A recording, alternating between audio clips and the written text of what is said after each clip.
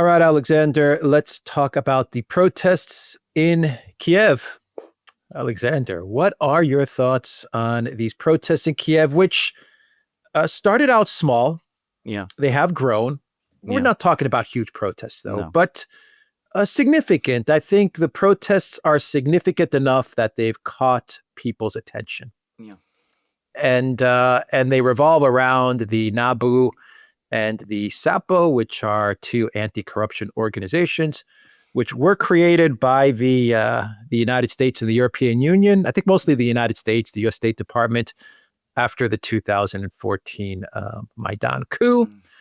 And I look at these organizations as a type of oversight policing organization that sits, you could probably say, on top of the president, or maybe to the side of the president or the Kiev government, to monitor where the money is going or how the money is being used. Is that a correct assessment of, I mean, they call it an anti-corruption agency, but my feeling is that this is more of an oversight monitoring agency to make sure that whatever money's given to Project Ukraine, it ends up in the places, maybe in the pockets where this NABU wants it to go. I don't know. That's my thoughts on it. What are your thoughts? Well, absolutely. And can I just say, just to basically confirm your analysis, the single individual who played the single biggest role in setting these two things up back in 2014 was none other than the Vice President of the United States, that champion anti-corruption campaigner,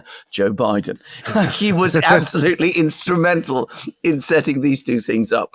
And this, of course, at a time when, as we know, his son was doing incredibly creative and productive things in the Ukrainian economy. Right. So, I mean, there's no doubt at all. I think that your analysis, that time period, exactly. Yeah. So I mean, that's the actual origin point of these two organizations.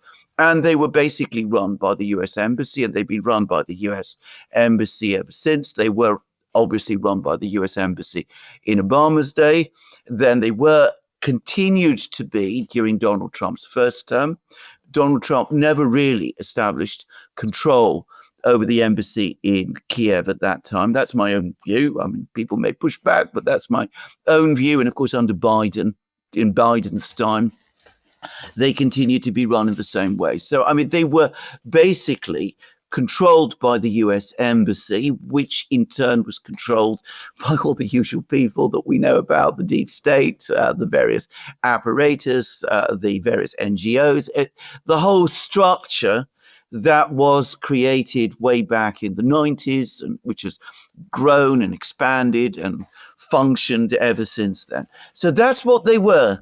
Now, I mean, if you're talking about corruption and these two agencies fighting corruption in Ukraine, I think most people who are familiar with the situation in Ukraine would say that since 2014, corruption has got worse.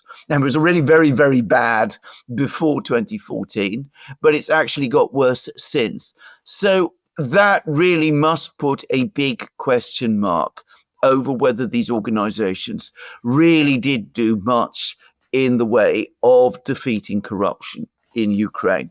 So that's the first thing to say about them.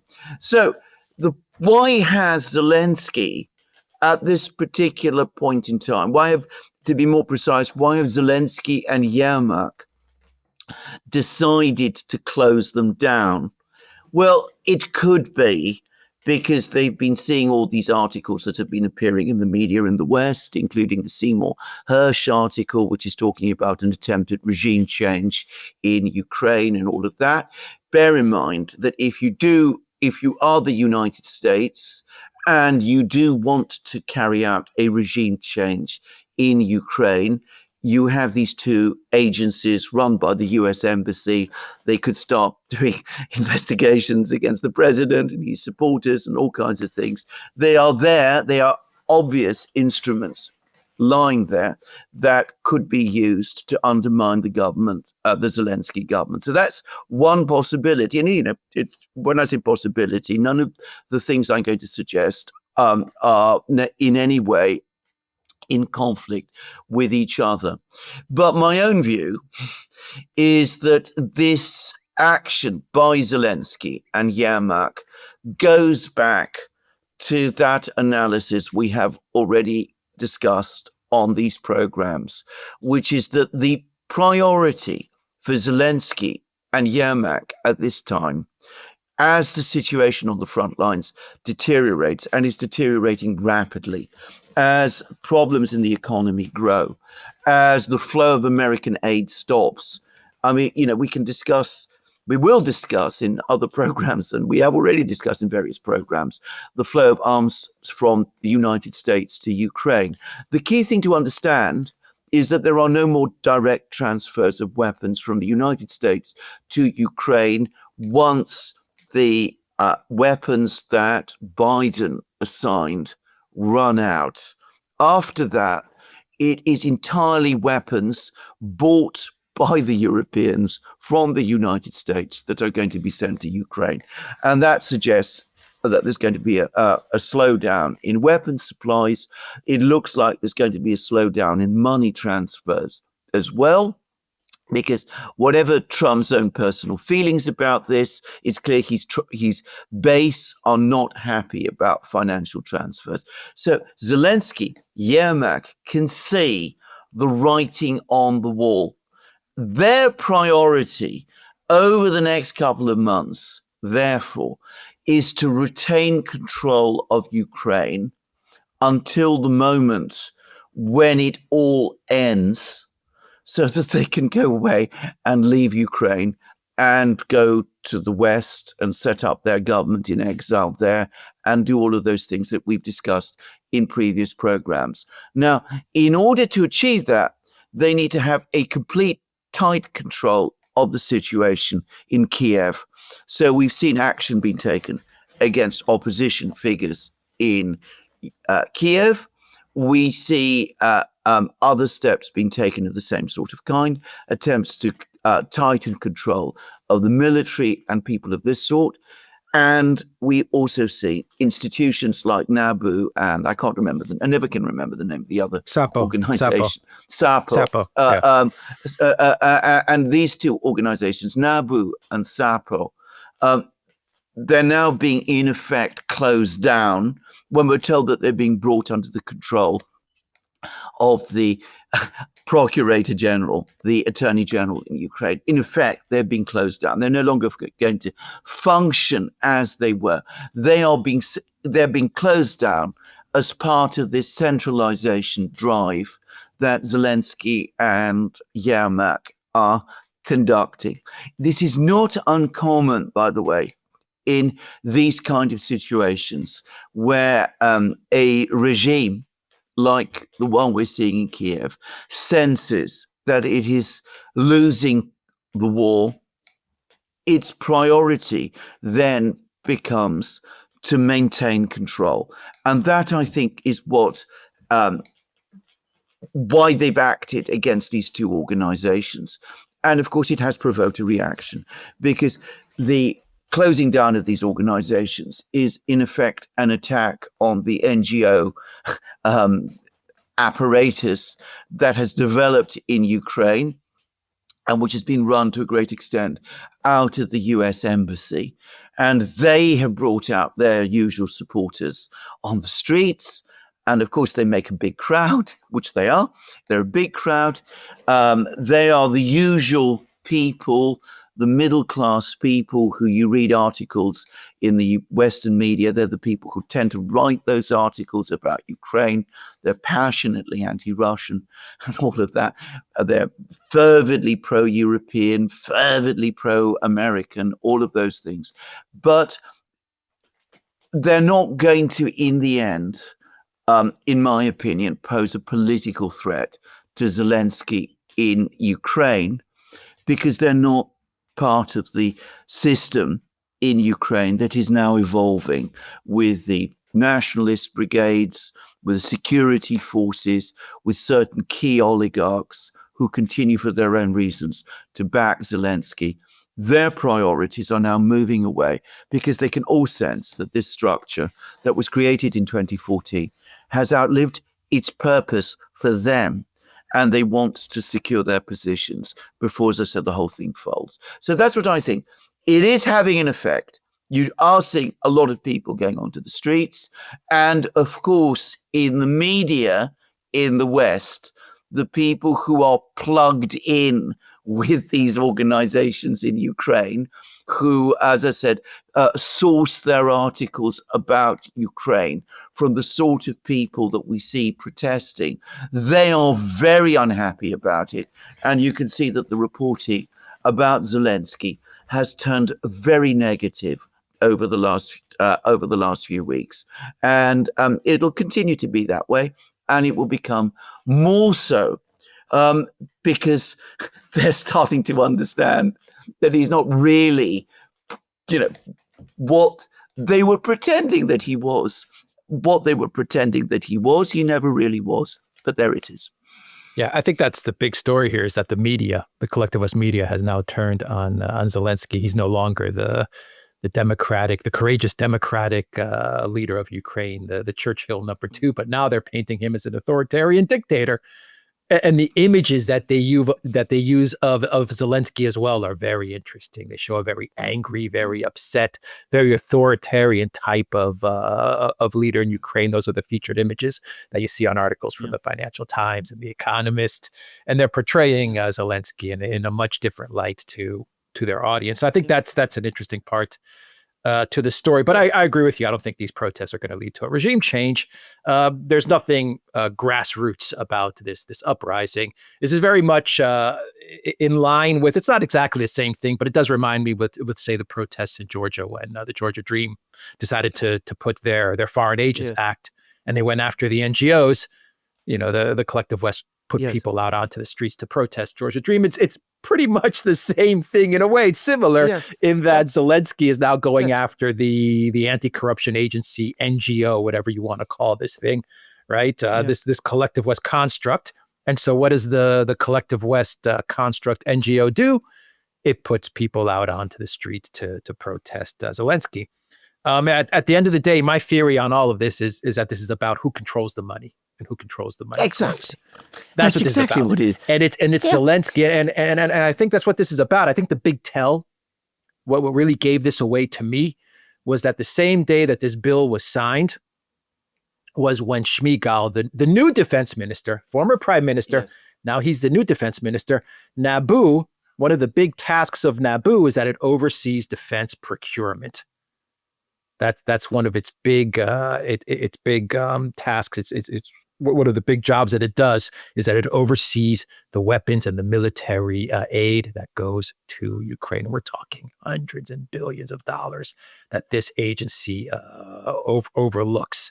So you have Shmyhal, former prime minister. Now he's the new defense minister.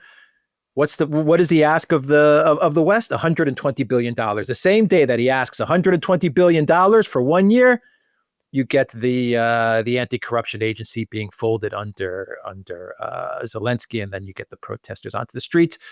I see it as Zelensky's way of telling the West, no money, no NABU, right? That's the way I see it.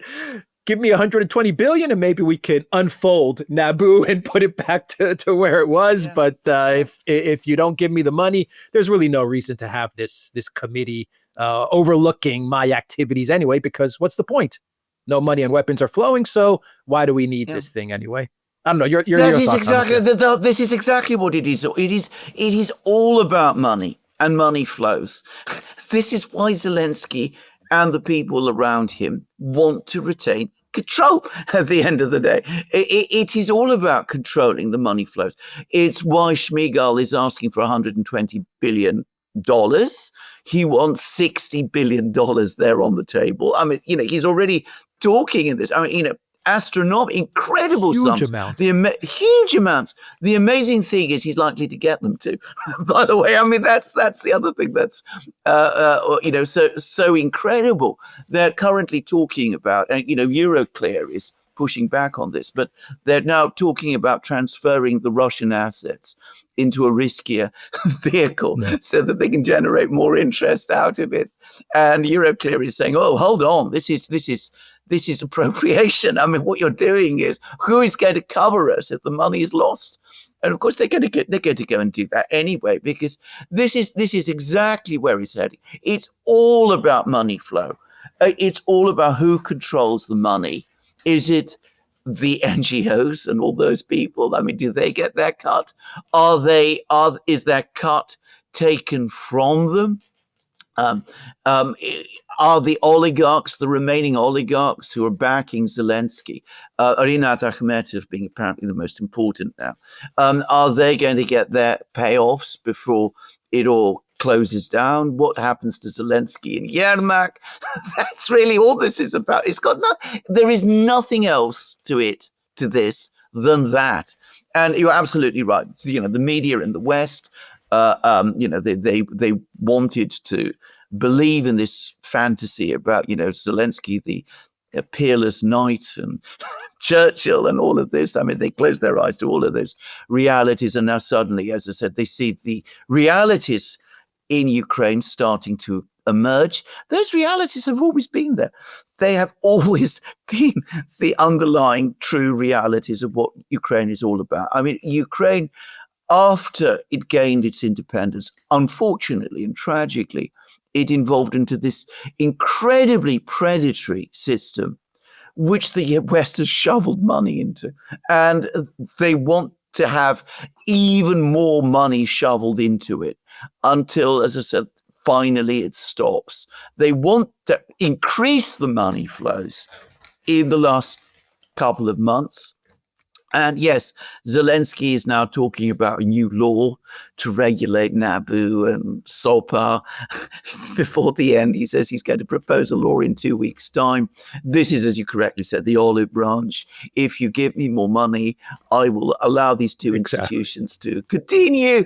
But of course, again, when they do continue, it'll be in a stripped down form, because they're not going to be quite as independent of Zelensky, not of the U.S. embassy and the European commissioners, by the way, because most of the people who run NABU, by the way, are picked by the Europeans, it seems. But the U.S. embassy has the last word of control. Anyway, it's not going to be quite the same as it was, but, we will cut you in a little bit more, provided you give us more money. This is what the whole Ukraine story has been mostly about since its inception, as far as the Ukrainian political class is concerned. Going all the way back to Maidan in 2014, Absolutely. Including Hunter Biden, Burisma, Russiagate, which is now coming up again. Yeah. This is the story of Ukraine, a place where all the money was flowing for 10 years, a little under 10 years. The West and the American people had no idea that all the money was flowing to Ukraine, and there were all of these globalists and elites and politicians benefiting from this. And then Russian President Vladimir Putin spoiled the game. That's right. And he went into Ukraine. That's right. And they're not going to forgive Russia and Putin for spoiling the game that they had set up in Ukraine. So do you think Zelensky is pushing this too far, because he's dealing with their money now? You see what I mean? It's like, it's like he's telling the globalist elite in the West, give me money or else all of us are not going to benefit from the system that we had set up in Ukraine. And I'm just going to tear apart this organization that we set up and we were all benefiting from. So make sure you keep the money and the weapons flowing, or else. Do you think he's taken it a step too far? Do you think he's miscalculated in this game that he's playing with the West? Very possibly. I mean, this is not immediate term. As I said, I don't think he's going to be overthrown as a result of these protests. And for the moment, the Western powers I mean, Germany's still talking about buying more weapons for Ukraine from the United States. And Pistorius, the defense minister there, is talking about sending 5 Patriot missile systems to Ukraine, maybe in the spring or something like that. So at the moment, they're not publicly going against Zelensky. But you're absolutely Graham right. is upset. Lindsey Graham is upset. Ursula's upset. Also upset. Exactly. As I said, ultimately, in the end, he's made an awful lot of very important and powerful people in the West extremely angry. So he may not realize it yet, but if his plan is when everything falls apart, that he and Yermak and their friends make a quick dash and escape to the West and set up their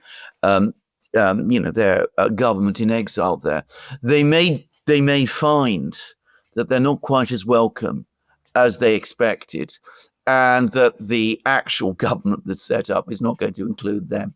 So, that is a real possibility. And, we could very well see it play out that way. Just to repeat again, in these kind of systems, South Vietnam was another example, by the way. If you go to the internal politics of South Vietnam, as the system there started to implode, you started to see more and more of this kind of cannibalism within the system. People taking as much money as they could, where previously they'd all been working together to steal from everybody else. Now they're starting to steal from each other, which is essentially what you're seeing. You saw that in Afghanistan. Remember how Al-Ghani, when he left, the president there, went away with suitcases full of money. Some of them were left on the airport, or things of this kind, because he couldn't. There just was too much being loaded onto the plane. So this is not a unique scenario that's playing out now. It's an infallible sign, as I said, that we are entering the end game. And, well, the question is, how long will it last? They'll try and draw it out as long as they can. But as the end game approaches, this is going to intensify, and we're going to see more and more of this play out. And as I said, these games, these Hunger Games, if you like, in Kiev are going to get more and more intense. Whatever happened to the Afghanistan guy? Who he just kind of disappeared. Al-Ghani. I don't know where he is. I have no idea where he is. Yes, I have no idea. So he successfully disappeared. He successfully disappeared with vast amounts of cash, and he's no doubt living a perfectly agreeable life wherever it is that he is. I don't think it's going to be true of Zelensky in the same way, by the way. I mean, his international profile is far too high, and there'll be far too many people angry with him.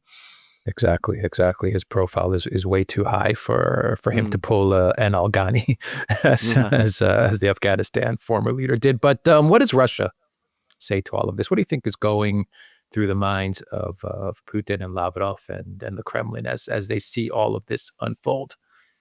The first sign of cannibalization, which I think is a good way of describing it. They're now going after each other's money in a way, each other's proceeds from Project Ukraine. They were in it together over the last 10 years, but now they're going after each other. So what does the Kremlin say when they look at all of this?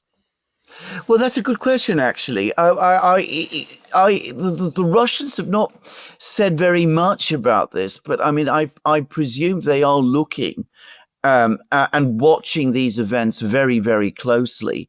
And on the one hand, I think their priority continues to be the battlefield and the military operations there, and those sort of things.